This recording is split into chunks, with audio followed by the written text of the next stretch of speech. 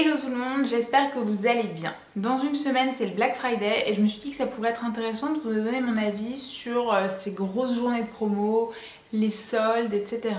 Comment ça peut être concilié ou non avec le minimalisme, je vais essayer de vous expliquer tout ça. Alors déjà, contrairement à beaucoup de personnes minimalistes, écolo, etc., je ne suis pas contre le Black Friday, je m'explique. Premièrement, parce que l'argument principal en règle générale de ces personnes, c'est de dire que c'est quelque chose d'américain qui vient des États-Unis et donc on n'en veut pas. C'est une sorte de rejet un peu de cette tradition. Alors oui, effectivement, le Black Friday, c'est une journée de grosses soldes qui a lieu le lendemain de Thanksgiving aux États-Unis. Ça fait maintenant quelques années qu'on en entend parler en France.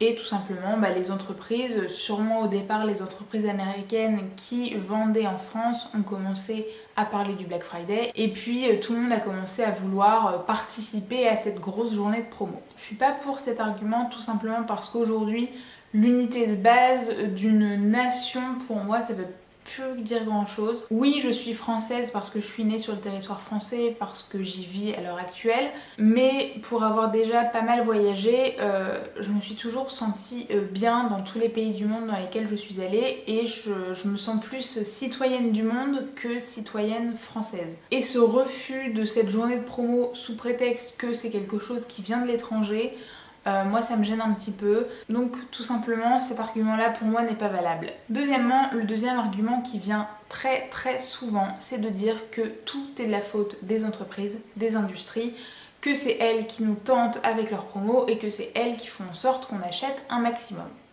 Alors c'est pas faux, mais selon moi c'est à nuancer. Déjà, faut bien avoir en tête que on vit dans une société capitaliste et que c'est pas prêt de changer, ni demain ni après-demain, ça va sûrement mettre quelques dizaines voire centaines d'années avant qu'on change de modèle économique. Et donc le principe de base de toute entreprise, et même la plus petite des entreprises et la plus éthique qui soit, son principe de base c'est de gagner de l'argent. Et tout le monde fait du marketing, de la plus petite entreprise à la plus grosse industrie, tout le monde le fait ça, même le petit boulanger au coin de chez vous. Peut-être que lui fait pas de journée promo, mais tout simplement il porte certainement une attention particulière au look de ses viennoiseries, de ses pâtisseries, de ses pains. Il fait en sorte que ce soit disposé agréablement dans la boulangerie pour que ça donne envie d'acheter. C'est tout simplement du marketing. Peut-être qu'en fin de journée il propose une baguette achetée, une baguette offerte pour être sûr qu'il n'y ait pas d'invendu. C'est aussi du marketing. Et pourtant, je pense pas qu'on puisse mettre toute la misère du monde sur le dos de votre petit boulanger de quartier. Effectivement, gagner de l'argent, il y a des moyens de le faire de manière éthique, écologique, d'une bonne manière en quelque sorte. Et il y a aussi des mauvaises manières de gagner de l'argent, mais ça, on pourrait en faire des tas d'autres vidéos, c'est pas le sujet.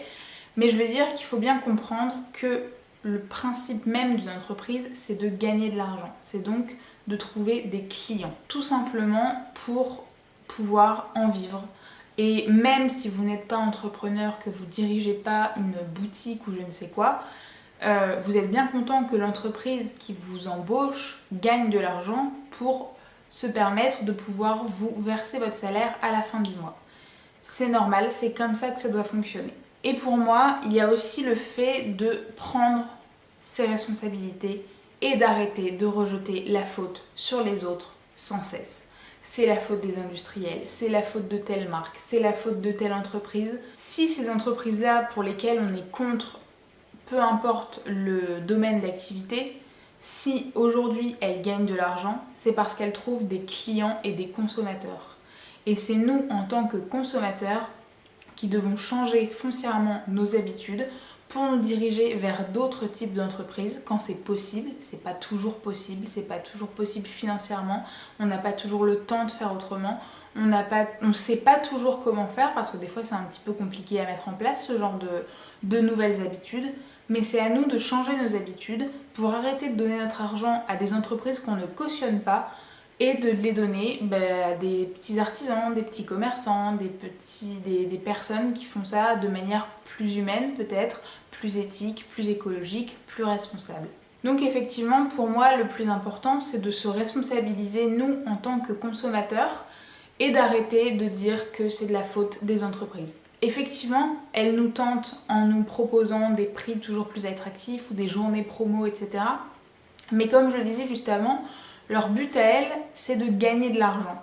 Il y en a qui le font bien, il y en a qui le font moins bien, mais elles ont toutes le même but, c'est de gagner de l'argent. Donc c'est à nous de repérer les entreprises pour lesquelles ça vaut la peine de dépenser de l'argent et puis d'essayer d'éviter au maximum les autres. Pour rapprocher le Black Friday du minimalisme, et ici je parle du Black Friday parce que c'est vraiment au cœur de l'actualité, d'ici la semaine prochaine, je pense que vous allez en entendre parler des dizaines de fois, mais c'est tout à fait valable pour les soldes, pour le Single Day qui a eu lieu le 11 novembre, pour le Boxing Day qui a lieu le 26 décembre, ou toutes ces grosses journées de promo qu'on peut voir fleurir de temps en temps.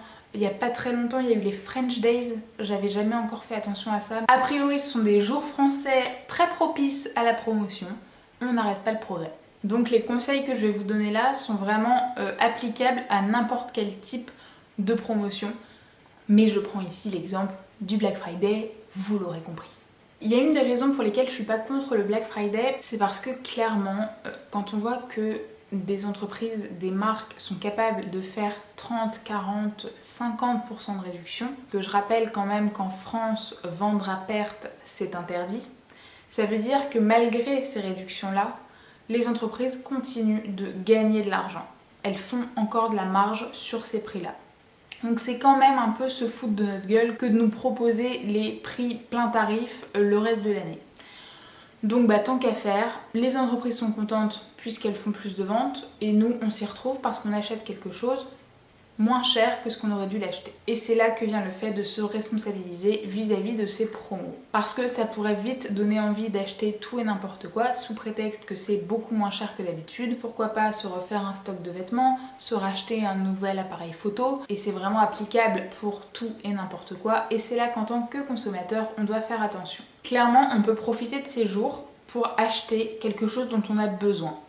Vous avez peut-être votre télé qui est cassée, ou votre appareil photo, ou votre téléphone portable, ou votre micro-ondes, votre lave-vaisselle, enfin bref, peu importe.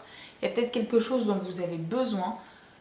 Attendez quelques jours d'avoir des belles promotions pour vous acheter ce dont vous avez besoin. C'est pas du tout déconnant que d'attendre une promotion pour acheter quelque chose dont on a besoin. C'est un peu plus humain comme réaction. On peut aussi acheter, c'est ce à quoi je commence à réfléchir, des choses qui ne nous sont pas absolument utiles et nécessaires dans les médias, mais dont on a envie, et ce serait vraiment l'occasion, le fait de les trouver moins chères que d'habitude. Par exemple, je n'ai pas de gourde en inox, j'ai envie de m'acheter une gourde en inox, mais c'est clairement pas un besoin. Je veux dire, chez moi j'ai des verres, clairement. J'ai pas besoin d'une gourde, c'est vrai que ce serait pratique de temps en temps quand je vais à l'extérieur, mais c'est quand même assez rare que j'emmène de l'eau avec moi. Donc c'est clairement pas quelque chose de nécessaire. Mais je me dis que si je trouve une gourde de qualité à moindre prix, ça pourrait être l'occasion d'investir enfin dans cet objet qui me sera utile, mais qui va être un objet durable, écologique, qui va me faire des économies à long terme parce que je vais arrêter d'acheter des bouteilles d'eau en plastique quand je dois le faire parce que je suis à l'extérieur par exemple. Et enfin, le Black Friday, c'est vrai que ça tombe toujours à peu près un mois avant Noël. Donc si vous avez des cadeaux à acheter neufs, ça peut parfois être l'occasion de trouver des bons prix pour faire plaisir aux personnes autour de vous. Je pense notamment aux enfants, parfois c'est un peu compliqué de leur offrir des choses de seconde main ou des choses qu'ils n'ont pas demandé parce qu'ils sont matraqués par les publicités, les catalogues de jouets. Ils ont souvent fait des dizaines de listes avant le 24 décembre et c'est toujours tentant de leur faire plaisir en leur achetant ce qu'ils ont demandé au Père Noël ou en ce en quoi ils croient. Mais c'est là qu'il faut apporter une limite. Autant faire en sorte d'acheter le jouet moins cher, mais c'est pas parce que le jouet a été moins cher qu'il faudra en acheter plus.